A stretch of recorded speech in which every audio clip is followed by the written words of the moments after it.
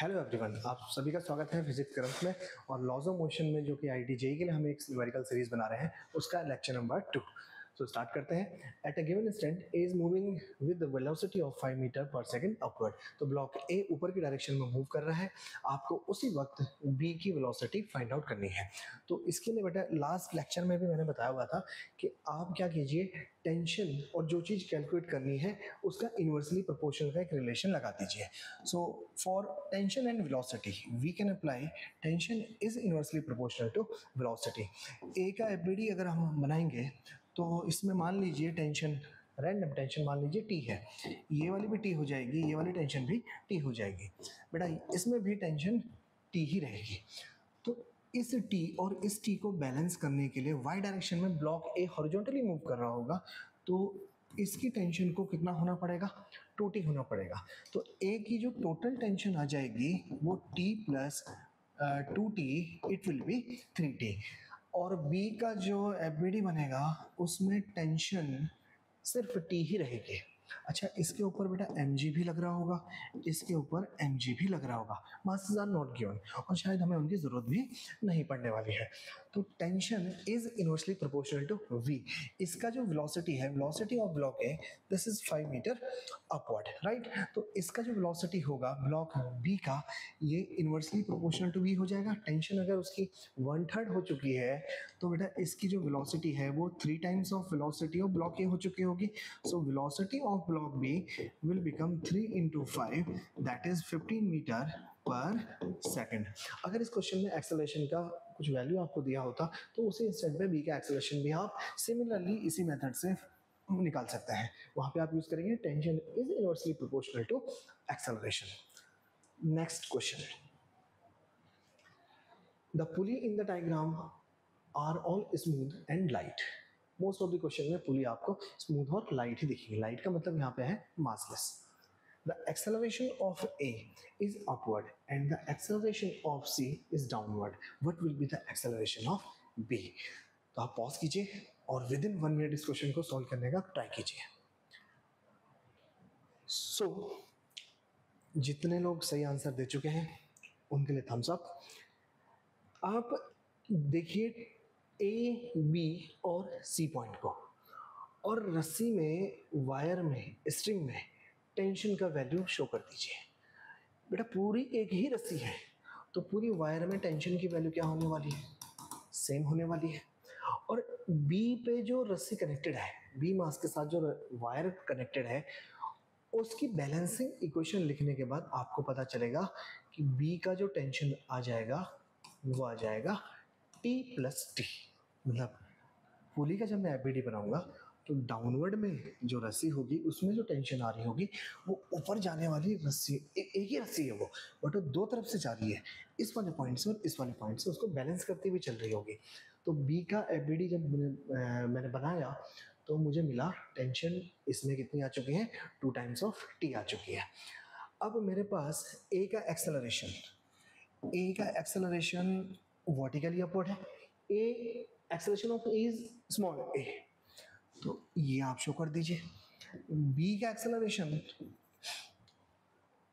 ये हमें find out करना है। Let A B is acceleration of B, और सी का एक्सेलरेशन डाउनवर्ड है, this is small F, right. तो सी इस तरह से नीचे की डायरेक्शन में आ रहा होगा। आप इस डायग्राम को समझ भी सकते हैं। अगर ए वाला पॉइंट ऊपर जा रहा होगा तो ये रस्सी नीचे की तरफ आ रही होगी, इसका मतलब है पुली डाउनवर्ड डायरेक्शन में आ रही होगी, ठीक है।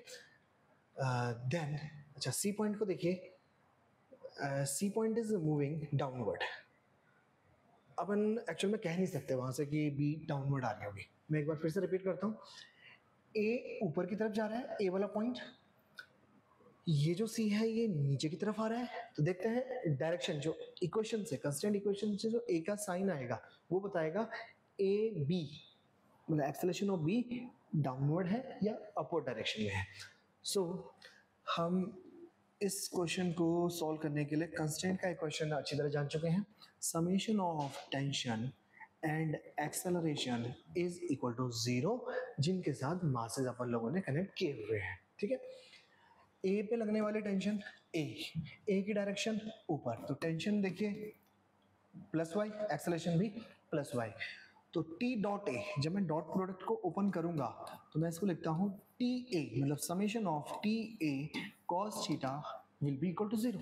मतलब बेटा टेंशन और एक्सेलरेशन के बीच के एंगल का कॉस का वैल्यू, ठीक है। This theta is angle between these two vectors. तो टी और एक्सेलरेशन का वैल्यू मैंने लिख दिया ए, और उन दोनों के बीच का जो एंगल है दैट इज 0, राइट। अब सम करना है मुझे, तो मैं बी पे आता हूँ। बी पे लगने वाला जो एक्सेलरेशन होगा फ्री बॉडी डायग्राम में, उसकी डायरेक्शन तो वर्टिकली अपवर्ड ही जाने वाली है, ठीक है। मैं इसका एफबीडी बनाऊंगा तो रस्सी तो ऊपर की तरफ जा रही होगी। So plus of 2 times of T into इसका एक्सेलरेशन आप एज इट इज लिखिए, ठीक है, टी ए बी प्लस सी का लिखिए, सी का टेंशन आ जाएगा अपवर्ड, और सी जो डायरेक्टेड है वो है डाउनवर्ड। मतलब सी का एक्सेलरेशन जो एफ है cos 180 के साथ लिखा जाएगा and it is equal to 0।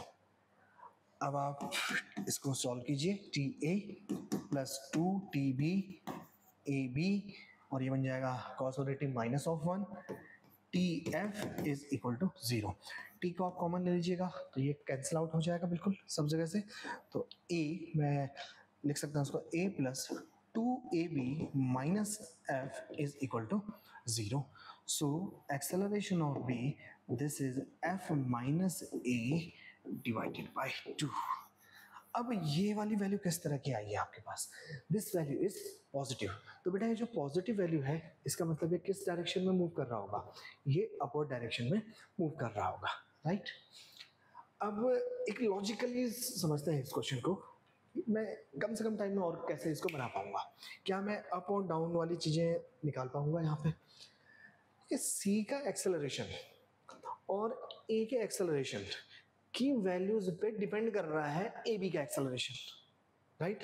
तो अगर आप पहले इसमें फाइंड आउट करना चाहते हैं डायरेक्शन कि ए बी ऊपर की तरफ जा रहा है या बी ब्लॉक ऊपर की तरफ जा रहा है, बी ब्लॉक नीचे की तरफ आ रहा है, तो वो इम्पॉसिबल था।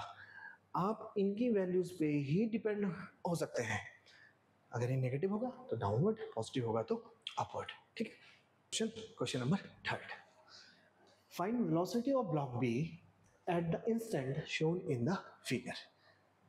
डायग्राम आप देखिए, there is a movable pulley and mass A is connected to it, there is another block B, और बेटा ये जो B ब्लॉक है हॉरिजॉन्टली मोशन में है, ठीक है, ये इस डायरेक्शन में मोशन करेगा। अब अगर A ब्लॉक वर्टिकली डाउनवर्ड जा रहा है, if A is moving vertically downward, तो ऑब्वियसली B को जो मूव करना होगा वो इस डायरेक्शन में मूव करना होगा।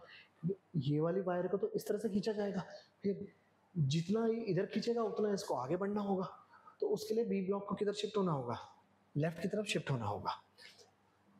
सो बनाते हैं इसका एफबीडी और कंस्टेंट की इक्वेशन लगा के इस क्वेश्चन को सॉल्व करते हैं, ठीक है। बेटा ये वाली जो टेंशन हो जाएगी, आप ये वाली टेंशन को टी ले लीजिए, तो ये वाली टेंशन आ गई है 2 टाइम्स ऑफ टी। अच्छा ये वाली जो टेंशन होगी दिस इज अगेन टी, और इस वायर में लगने वाली टेंशन भी हो जाएगी T. Wire is single, okay. मैं इसके लिए और इसके लिए दो ब्लॉक के लिए कंस्ट्रेंट का क्वेश्चन लिखने जा रहा हूँ। समेशन ऑफ, अगेन वेलोसिटी के बारे में पूछा गया है, तो T dot V will be equal to 0। तो इसकी टेंशन आप लिख लीजिए और इसकी वेलोसिटी, दोनों के बीच में देखिए ब्लॉक ए के लिए 2t एंड वेलोसिटी, दोनों के बीच में बेटा कितने का एंगल है, 180 डिग्री का एंगल है। तो मैं लिख सकता हूँ 2t into V into cos of 180, right.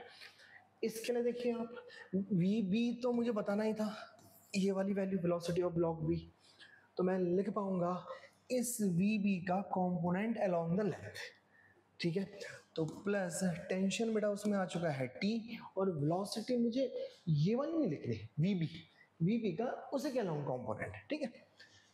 या आप ऐसे कर लीजिए कि अगर आप वैसे लिखना चाहते हैं तो टी तो आप ऐसे लिख लीजिए और वी बी को कॉस के साथ लिखिए, ठीक है, एंगल के साथ लिखिए।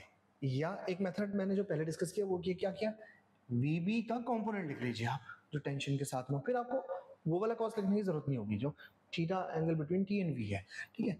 तो T V cos of 37, this is equal to 0. So T cancel out, ठीक है, एक स्टेप आगे ले जाके कैंसिल आउट कर दीजिए.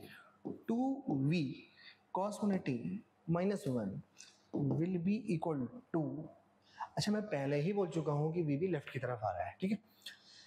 v this must be vp, right, vp velocity of v. अब कॉस्ट 37 का वैल्यू कॉस, अच्छा इसकी जो वेलोसिटी है यहाँ पे मुझे क्या लिखना चाहिए, velocity of A, velocity of A लिखना चाहिए. तो minus 2 into 10 will be equal to, एक माइनस बेटा यहाँ लग चुका होगा, तो कॉस 37 की value 4/5 from right angle triangle. If this is 37, ये 3, ये 4 और ये 5. अब आप कॉस 37 देखिए बेस अपॉन हाइपो. सो ये चीज़ बन जाएगी बेटा 5 cross multiplication and 4 is equal to V B. Minus minus cancel out. तो हम पहले ही बोल चुके हैं लेफ्ट की तरफ आ रहा है, तो मेरा आंसर पॉजिटिव में ही आना चाहिए फिर, ठीक है. 2 2 ज़ा 2 5 ज़ा, तो ये बन चुका है हमारे पास 25 metre per second square, right. Examination hall में ये क्वेश्चन आया तो आप डायरेक्टली देखेंगे 2t टी भी आप नहीं लिखेंगे वहाँ पे. 2 into 10 20 will be equal to ये वाला कॉम्पोनेंट, ठीक है, या वेलोसिटी का ये वाला कॉम्पोनेंट, राइट. वो कितना आ जाएगा, वी बी कॉस 37. तो डायरेक्टली आप यहाँ से सॉल्व करेंगे एग्जामिनेशन रूम में. नेक्स्ट, ओके, ये क्वेश्चन के बारे में एक बात बताऊँ आपको. This question is from S C Verma. Sir S C Verma की बुक से क्वेश्चन लिया गया है. बहुत हॉट क्वेश्चन है, लगभग हर मॉड्यूल में आपको ये मिलेगा, लगभग हर टेस्ट सीरीज में भी आपको क्वेश्चन मिलेगा. In the arrangement shown in the figure, the ends P and Q of an unstretchable string move downwards with uniform speed v. मतलब ये वाला पॉइंट और दो उधर वाला पॉइंट शो हो रहा है आपको, एक तो ये वाला पॉइंट और एक ये वाला पॉइंट, दोनों की स्पीड क्या है, सेम है, ठीक है, कांस्टेंट है. वो यूनिफॉर्म स्पीड लिखा हुआ है तो इनका एक्सेलरेशन 0 हो जाएगा. This speed is u, again ये वाली स्पीड भी u है. अब आप सोच के देखिए, अगर ये दोनों के दोनों रस्सी के पार्ट, ये वाला और ये वाला, इस तरह से नीचे आ रहे होंगे, तो रस्सी का ये वाला पॉइंट तो ऊपर जा रहा होगा. जब रस्सी का ये वाला पॉइंट ऊपर जा रहा होगा तो जितनी वेलोसिटी इस पॉइंट की होगी उतनी इसकी होगी, उतनी इसकी होगी, उतनी ही मास की होगी. तो ये m वर्टिकली अपवर्ड मोशन में आ जाएगा और आपको यही चीज फाइंड आउट करनी है. मास m moves upward with a speed of what, ठीक है. तो आप मान लीजिए कि इसकी जो वेलोसिटी है मास m की, दिस इज vm. अब हमें एक चीज का ज्ञान है कि रस्सी मोशन में जब डायनेमिक इक्विलिब्रियम में है तो उसकी लेंथ के अलोंग जो वेलोसिटी के कंपोनेंट होंगे वो सेम रहेंगे, ठीक है. तभी उसमें टेंशन की वैल्यू टी आई होगी, क्योंकि रस्सी की लेंथ क्या है, सेम है. तो बेटा ये वाला पॉइंट एक सेकंड में अगर इतना मूव करता है तो ये वाला पॉइंट भी उतना ही तो मूव करेगा. और इस वाली वेलोसिटी को मैं जो m की है उसको यहाँ पे रिप्रेजेंट कर देता हूँ, velocity of m. And velocity of m का कंपोनेंट लेंथ के अलोंग ये बन जाएगा vm cos of theta, right. तो मैं क्या लिख सकता हूँ कि इस वाले पॉइंट का वेलोसिटी अगर u है तो उसको vm cos थीटा के इक्वल होना पड़ेगा. रस्सी तो इस तरह से चल रही होगी ना, यूं करके, तो हर एक पॉइंट सेम ही डिस्टेंस ट्रेवल कर रहा होगा. तो मैं डायरेक्टली लिख सकता हूँ u will be equal to vm cos theta. So velocity of m will be u upon cos theta. So which option is correct? u upon cos theta, या मैं u sec theta भी इसको कह सकता था, ठीक है.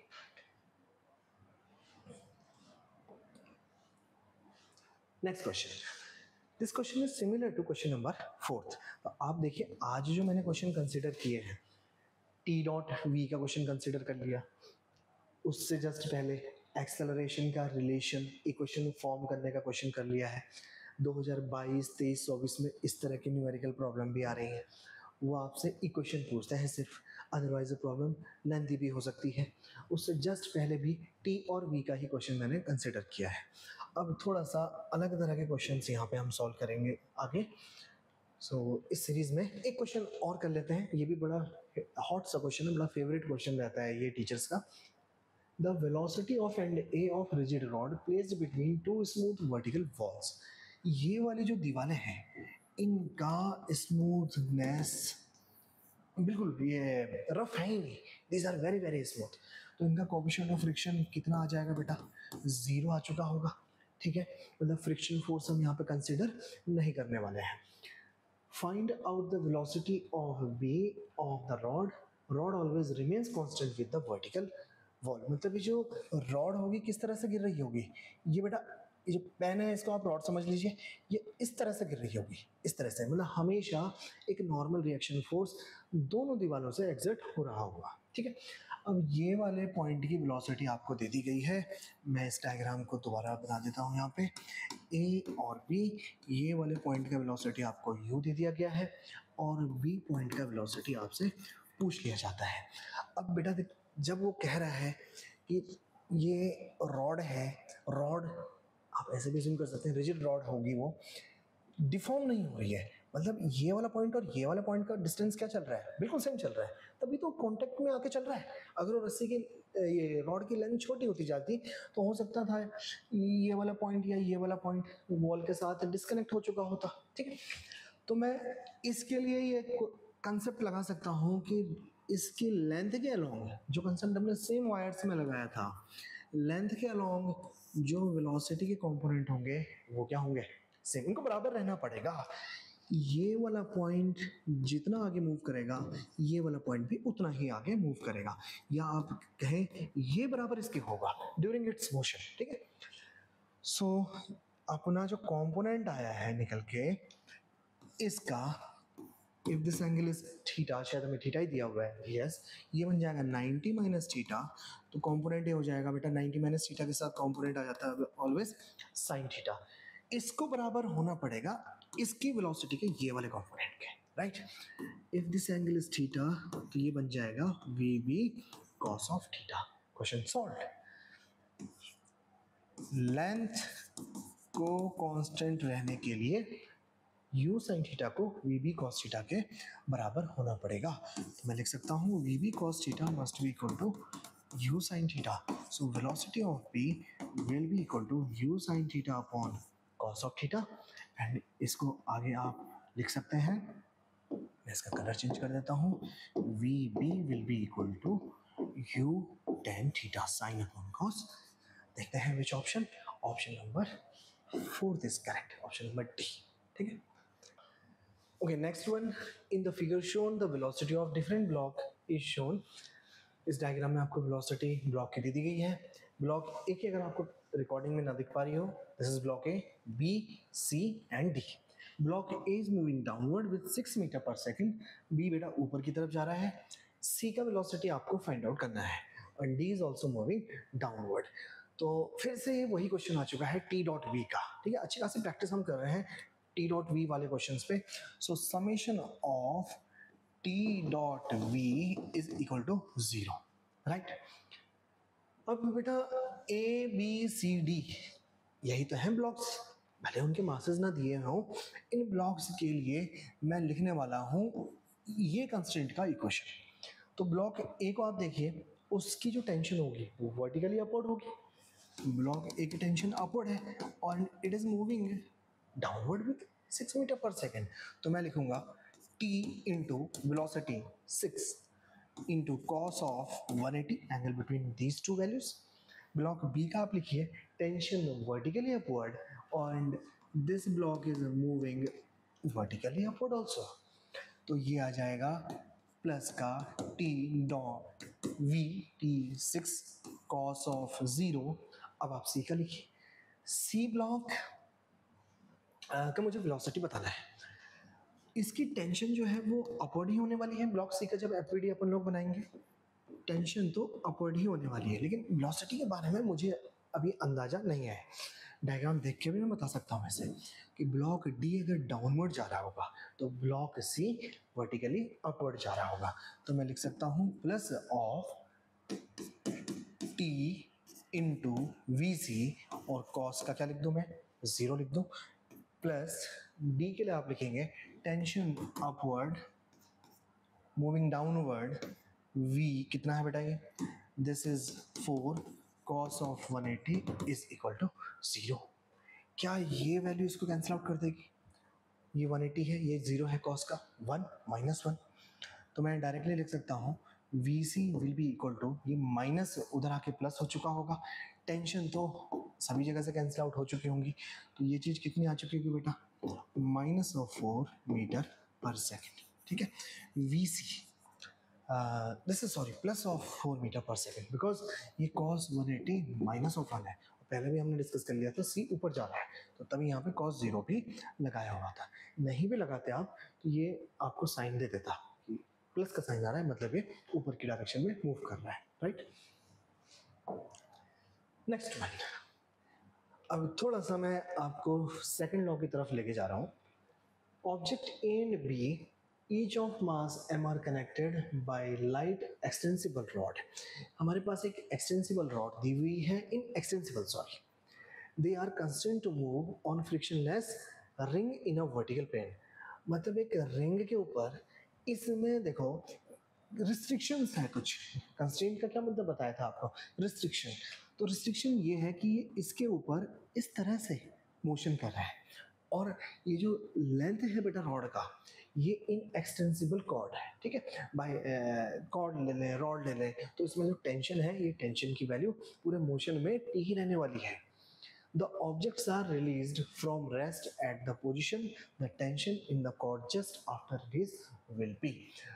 तो इसको मैं दोबारा प्लॉट कर लेता हूँ डायग्राम को, इसमें फ्री बॉडी डायग्राम दोनों का बना लेते हैं अपन लोग।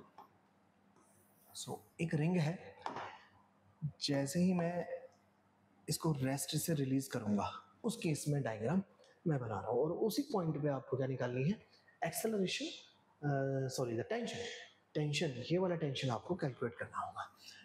तो ये सर्कुलर मोशन आपको दिख रहा होगा ए और बी पॉइंट का, ठीक है, रेडियस आप आर मान लीजिए, ये वाली वैल्यू आर हो जाएगी, तो बेटा थीटा एक्जैक्टली 45 आ चुका होगा, दिस एंगल इज 45, ठीक है, टेन थीटा से आप निकाल लीजिए, perpendicular upon base 1, theta must B 45 degree.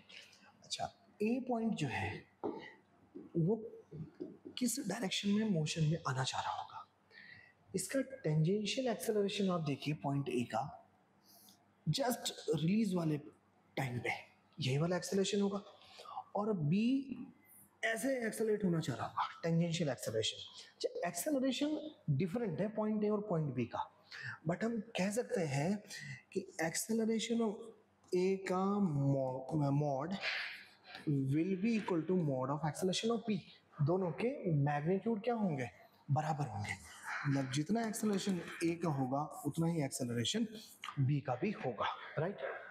Okay, ए पे लगने वाले जो फोर्सेस हैं वर्टिकली डाउनवर्ड mg, और बी पे लगने वाले जो फोर्सेस हैं मैं इसका एक्सेलरेशन ऐसे शो कर देता हूँ और इसको मैं फोर्स बना देता हूँ, दिस इज fg, मतलब दोनों मासेस सेम ही है।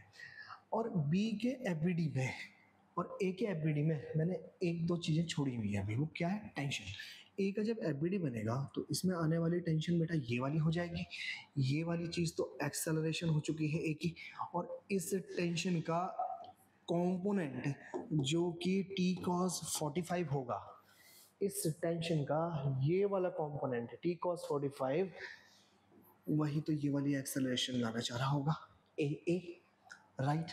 सेम इसमें जो टेंशन की डायरेक्शन आएगी अवे फ्रॉम, ठीक है, अवे फ्रॉम पार्टिकल, और उस टेंशन का एक कंपोनेंट बेटा ये आ चुका होगा T cos 45। Okay, acceleration, force, force जिस डायरेक्शन में एक्सेलरेट है उस फोर्स को आप पॉजिटिव ले लीजिए mg को, जिस डायरेक्शन में एक्सेलरेशन है इस फोर्स को आप पॉजिटिव ले लीजिए, इसको पॉजिटिव ले लीजिए, और डायनेमिक्स की इक्वेशन इसकी फ्रेम कर दीजिए। फॉर ब्लॉक ए के लिए मैं इक्वेशन बनाऊं तो टी कॉस 45, नेट फोर्स बेटा यही लग रहा है इसमें, इस डायरेक्शन में यही तो लग रहा है नेट फोर्स। अच्छा, एम जी उसके परपेंडिकुलर है तो मैं उस डायरेक्शन को अवॉइड करूंगा। T cos 45 will be equal to mass into acceleration of A. For block number B मैं लिख पा रहा हूँ ये वाले फोर्स को पॉजिटिव mg माइनस बेटा ये वाला force opposite to acceleration negative cos 45 will be equal to, इसका मास कितना है m, पार्टिकल का मास लिखिए आप, और पार्टिकल का एक्सेलरेशन कितना है, राइट आप चाहें तो ये वाली वैल्यू को a लिख सकते हैं, या इनके बीच हो सकता है क्वेश्चन और इस पे फ्रेम हो जाए, what is the relation between acceleration of acceleration b, तो इसको ऐसे ही रहने दीजिए आप a एंड b. अब पूछा क्या है, टेंशन, ठीक है, मास इनटू सॉरी इसको थोड़ा सा रीअरेंज करते हैं, एक्सेलरेशन ऑफ b लिखना चाहिए बेटा मुझे इसको, ठीक है, यहां से t अपॉन रूट टू मैं लिख सकता हूँ cos 45 1 upon root two will be equal to acceleration of A, ये चीज अपन लोग लिख सकते हैं.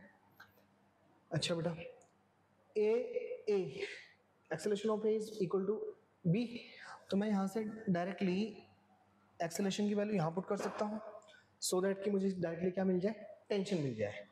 तो बेटा यहाँ से एक्सेलरेशन का वैल्यू कितना आ जाएगा, t upon m root two, तो मैं ये वाली वैल्यू यहाँ इंसर्ट कर देता हूँ, m इंटू एक्सेलरेशन तो सेम है, so I can put the value of acceleration of a m root two, m से m कैंसिल आउट हो चुका है, now I am getting t upon root two, और ये वाली वैल्यू मुझे क्या मिल रही है, mg minus again t upon root two, ये वाली वैल्यू इधर आ चुकी होगी.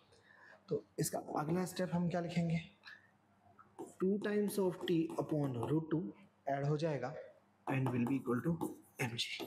तो रूट टू, इसका मतलब टेंशन का वैल्यू हमें मिल पा रहा है mg अपॉन रूट ऑफ 2.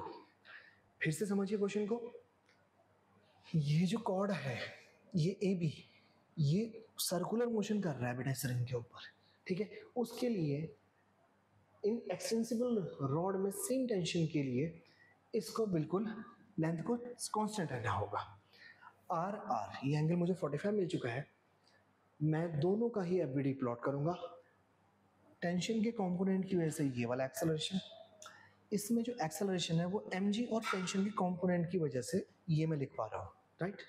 दोनों की मैंने डायनेमिक इक्वेशन लिखी है, दोनों से ही मैंने एक सॉल्यूशन बना के टेंशन निकाल लिया है. और यहाँ पे ये चीज़ ध्यान रखिएगा, acceleration of A is magnitude of acceleration of A is equal to magnitude of acceleration of B, right. Next question, calculate the acceleration of block B in the above figure assuming the surfaces and the pulley P1 and P2 are all smooth and pulleys and string are light. So काफ़ी अच्छा ये question है. We have two blocks, block A and block B. दोनों का बेटा मास हमें दिया हुआ है 2m and 4m. Block 2m के ऊपर मैं फोर्स लगा रहा हूँ, बाहर से F फोर्स लगा रहा हूँ, ठीक है. एंड देयर आर 2 पुलीज, इसमें एक फिक्स्ड पुली है, ये वाली पुली का ये वाली रस्सी फिक्स है. This pulley is also movable pulley, ये पुली तो मूव कर सकती है ना, ये फिक्स नहीं है क्योंकि सरफेस फ्रिक्शनलेस है. तो both pulleys are movable pulley, दोनों की दोनों मोशन में आ सकती है. तो होगा क्या, पहले इसमें जान लेते हैं कि मोशन की टेंडेंसी क्या होगी, फिर उसके बाद देखेंगे कि कौन सा प्रिंसिपल यहाँ पे सूटेबल रहेगा लगाना. जैसे ही मैं बाहर से सिस्टम पे F फोर्स लगाऊंगा तो यहाँ से तो कोई फोर्स ऑफ फ्रिक्शन एग्जर्ट नहीं होगा, ठीक है, स्मूथ सरफेस है. तो 2m लेफ्ट की डायरेक्शन में मोशन में आ चुका होगा. 2m जितना आगे बढ़ेगा एक सेकंड में, क्या रस्सी का ये वाला पार्ट भी उतना ही आगे बढ़ेगा, बिल्कुल आगे बढ़ेगा. उसमें टेंशन कांस्टेंट रहने के लिए उसको उतना आगे बढ़ना पड़ेगा. रस्सी का दूसरा पार्ट को भी उतना आगे बढ़ना पड़ेगा. तो बेटा जो पुली का सेंटर है इसको भी उतना ही आगे बढ़ना पड़ेगा, राइट. तो फिर ये पूरा का पूरा सिस्टम आप महसूस कर सकते हैं, अब आगे बढ़ रहा होगा. बस रस्सी यहाँ पे फिक्स्ड है, ये आप ध्यान दीजिए. ये वाला पॉइंट जो है, दिस पॉइंट इज फिक्स, रस्सी का ये वाला पॉइंट बिल्कुल भी आगे मूव नहीं होगा. तो फिर से प्रोसेस में हमें क्या समझ आ रहा है कि ये वाला मास मोशन में है, तो इसके लिए मैं इक्वेशन लिख सकता हूँ. F is equal to ma। इसके लिए भी मैं सेकंड लॉ की इक्वेशन लिख सकता हूँ, F is equal to 4m into acceleration of it. मतलब इसका एक्सेलरेशन और इसके एक्सेलरेशन के बीच अगर एक रिलेशन बना दिया जाए तो कहानी सॉल्व हो सकती है। अच्छा, इसका एक्सेलरेशन और इसके एक्सेलरेशन के बीच रिलेशन बनाने के लिए आप इसकी हेल्प लीजिए, इस सिस्टम की, और मैं वहीं से क्वेश्चन स्टार्ट करने जा रहा हूँ। Summation of T dot A is equal to 0। तो मैं दो पार्ट में इस क्वेश्चन को सॉल्व कर लेता हूँ। डिवाइड भी कर लिया हमने दो पार्ट में। पहले वाले पार्ट में हम एक्सेलरेशन का रिलेशन कंस्टेंट लिखने चलते हैं। Summation of T dot A is equal to 0। ठीक है, मास के लिए हम ये काम कर लेते हैं। अब देखिए, इसमें जो एक्सेलरेशन है, सॉरी इसकी जो टेंशन है, दिस इज टी, ठीक है, अवे फ्रॉम ए का एफबीडी मैं आपको प्लॉट करके दिखा देता हूँ। ये बेटा ए ब्लॉक है, तो ए ब्लॉक में लगने वाले फोर्सेस टी, ये वाली टेंशन को आप टी मान लीजिए, ठीक है। या एक काम करते हैं, ये वाली टेंशन को टी मान लीजिए, इसको टी मान लीजिए। ये स्वाभाविक है, ये बात कितनी आने वाली है, 2 टाइम्स ऑफ टी आने वाली है। तो ये आपने टी टी टी लिया हुआ है, तो ये 2t हो जाएगी, तो ये वाली टेंशन भी कितनी हो चुकी होगी, 2t हो जाएगी, और बैलेंसिंग है ना। अगर आप इसको t लेते तो t/2 आपको दिक्कत आएगी, इसलिए मैंने उसको t ले लिया है, उधर वाली को t ले लिया। दैट्स वाई ये वाला जो टेंशन आएगा, this is equal to 2t। अच्छा बेटा, इसमें बाहर से लगने वाला फोर्स और कौन है, F है। मास कितना है इसका, 2m। तो ये एक्सेलरेशन ऑफ ए मैं ऐसा लिख सकता हूँ। सो इसकी इक्वेशन आप लिख लीजिए, आगे काम आएगी। F इस डायरेक्शन में एक्सेलरेट है, तो फोर्स को पॉजिटिव ले लीजिए। F minus 2t will be equal to, mass is 2m, इसको ध्यान दीजिए, उसका मास 2m है, into acceleration a। This is equation number 1। ठीक है, ऐसे ही मैं 4m का भी एक फ्री बॉडी डायग्राम बना के रिलेशन लिख लेता हूँ। उसके बाद कंस्टेंट का इक्वेशन लगाएंगे, ठीक है। अब बेटा ये जो 4m है, ये किस डायरेक्शन में मूव करेगा, ऑफ कोर्स लेफ्ट की डायरेक्शन में मूव करेगा। तो इसका एक्सेलरेशन हम लोगों ने मान लिया है ab and mass is 4m। अच्छा, mg is balance by normal reaction, उसको लिखने की नीड नहीं है। अब इसमें लगने वाला जो बाहर से फोर्स है, वो कैलकुलेट करने के लिए आप कनेक्शन देखिए, उसके कनेक्शन कहाँ कहाँ है। रस्सी में टेंशन T, ये वाले वायर में टेंशन 2T। तो नेट जो टेंशन आ रही है बेटा, इसमें कितनी आ रही है, 3 टाइम्स ऑफ T आ जा रही है, 2T प्लस 2T। सो ये वाला जो टेंशन होगा, this is 3 times of T। और कोई फोर्स है जो इसमें एक्ट कर रहे होंगे एक्स डायरेक्शन में या नेगेटिव एक्स डायरेक्शन में, मेरे ख्याल से नहीं है, ठीक। तो इसका जो इक्वेशन हम लिख पाएंगे, ये लिख पाएंगे 3T is equal to 4m into acceleration of b, right. Okay, मेरे को निकालना है एक्सेलरेशन ऑफ b। अगर अननोन देखिए यहाँ पे, f तो नोन है, f की फॉर्म में ही ऑप्शन है, t इज अननोन, ये वैल्यू आपने इंसर्ट किया, a is unknown, ab is also unknown. तो मेरे पास 2 इक्वेशन है और अननोन कितने हो चुके हैं, 3। तो मुझे इसको सॉल्व करने के लिए एक और इक्वेशन फ्रेम करनी होगी। So are we able to find relation between, आप ये चीज फाइंड आउट कीजिए, relation between A, acceleration of A and acceleration of B, किस तरह से इसका फंक्शन आ रहा है। अगर ये कहानी बन गई तो बेटा क्वेश्चन सॉल्व हो जाएगा। बेसिकली मुझे 3 अननोन और 3 ही इक्वेशन चाहिए इस क्वेश्चन को सॉल्व करने के लिए। 3 अननोन है तो 2 इक्वेशन है, तो I can solve this equation, ठीक है। देखिए, इन दोनों एक्सेलरेशन के बीच रिलेशन बनाने के लिए मुझे कंस्टेंट इक्वेशन लगानी पड़ रही है। तो इसमें जो आने वाली टेंशन है, ये ब्लॉक ए के लिए मैं लगा रहा हूँ, ओके। ब्लॉक ए में जो आने वाली टेंशन है वो 2t है, तो मैंने इसको लिखा 2 टाइम्स ऑफ t, राइट। और बेटा इसका जो एक्सेलरेशन है वो लेफ्ट की तरफ में है, तो उसका एक्सेलरेशन मैंने लिख दिया a। और दोनों के बीच में आप एंगल देख पा रहे हो, दिस इज 180। ये टेंशन 2t, एक्सेलरेशन दिस, मैं ये तो लिखूंगा कंस्टेंट का इक्वेशन। सेम मैं अब बी के लिए अप्लाई करूंगा।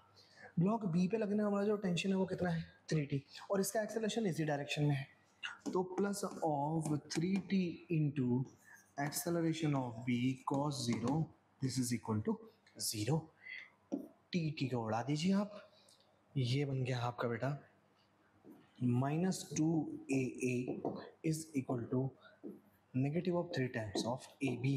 So acceleration of A is 3/2 times of acceleration of B. या आप ये भी कह सकते हैं यहाँ से AB is equal to 2/3 of acceleration of A. तो जो रिलेशन की मैं बात कर रहा था, जो थर्ड इक्वेशन की मैं बात कर रहा था, वो हम यहाँ से निकाल चुके हैं। अब बड़ा आसान हो जाएगा। मैं टेंशन निकालना चाहता हूँ, राइट। टेंशन निकालने के लिए मैं इसका वैल्यू यहाँ पुट कर सकता हूँ, एक्सेलरेशन ऑफ ए का इसमें पुट कर सकता हूँ। देन मैं इस वाली इक्वेशन में वैल्यू पुट कर सकता हूँ टेंशन की, जो भी टेंशन आएगी, ठीक है। या आप एक्सेलरेशन ऑफ ए भी निकाल सकते हैं, फिर आप ये रिलेशन बना सकते हैं। तो जैसे आपको सही लगे आप कर लीजिए इस क्वेश्चन को। So putting in equation number 1 value of acceleration of A, तो मुझे मिल जाएगा f minus 2 times of t is equal to 2m into acceleration of A. 2m into acceleration of A is 3/2 times of AB. तो बेटा इससे cancel out हो चुका है, ठीक है। अब मुझे टेंशन का वैल्यू फाइंड आउट करना है। सो इसको आप लिख सकते हैं 3m AB f minus 2t। तो मुझे यहाँ से t को एलिमिनेट करना होगा क्वेश्चन नंबर 2 से। तो 2t will be written as f minus 3m into acceleration of b। यहाँ से बेटा मैं टेंशन को क्या लिख सकता हूँ, f/2 minus 3/2 mass into acceleration of b, ठीक है। एक बार चेक कर लेते हैं इसको। दिस वन करेक्ट, ये वैल्यू मैंने यहाँ पुट की 3/2, 2 कैंसिल आउट, एक्सेलरेशन में 3m into A B, f minus 2t, यहाँ से मैं 2t की वैल्यू फाइंड आउट करना चाहता हूँ, f माइनस 3, तो t will be this value. और ये वैल्यू को आप पुट कर दीजिए इन इक्वेशन नंबर 2 में पुट कीजिए, तो मुझे मिल जाएगा 3 into f/2 minus 3/2 m A B bracket 4m into A B, right. Okay, m के फॉर्म में आप आंसर आ जाएगा, राइट। ये 3 को आप नीचे लेके जाइए, तो या मल्टीप्लाई ही कर दीजिए इसका, तो 3f/2 minus 9/2 m a b will be equal to 4m a b। तो 3f/2 ये बन जाएगा प्लस के साथ बेटा उधर, तो इसका सॉल्यूशन मैं यहाँ पे बना देता हूँ, 4m a b plus 9/2 m a b। देख पा रहे हैं, हम कॉमन भी ले सकते हैं, इसमें कॉमन में ले सकता हूँ m into acceleration of b को, तो अंदर ही वैल्यू क्या मिल जाएगी मुझे, 4 प्लस 9/2, तो ये बन जाएगा 17/2 ऑफ ओनली 17/2, 2 से 2 कैंसिल आउट हो चुका है। सो एक्सेलरेशन ऑफ b ये हमें मिल रहा है 3f/17m। सो विच ऑप्शन, क्या हमें ऑप्शन मिला है 3f/17 metre per second square. Yes, option number A is correct one. तो आप इन क्वेश्चन को एक बार फिर से रिपीट कीजिए, कोशिश यही रहेगी। ये थोड़ा सा लेंथी क्वेश्चन है, तो इसको आप ये जो फ्री बॉडी डायग्राम है ये दिमाग में ही इसकी इमेज बनाइए, डायरेक्टली आप इक्वेशन से इसको सॉल्व कीजिए, ठीक है। बाकी जो इस तरह के क्वेश्चंस हैं वो इसको भी आप एक बार ज़रूर सॉल्व कर लीजिएगा, ठीक है, बिना किसी हेल्प के। सो आगे आने वाले जो सीरीज़ होगी उसमें हम स्प्रिंग की बात करेंगे, हम मॉन्की टाइप प्रॉब्लम करेंगे, कुछ सूडो फोर्स के एग्जाम्पल लेंगे।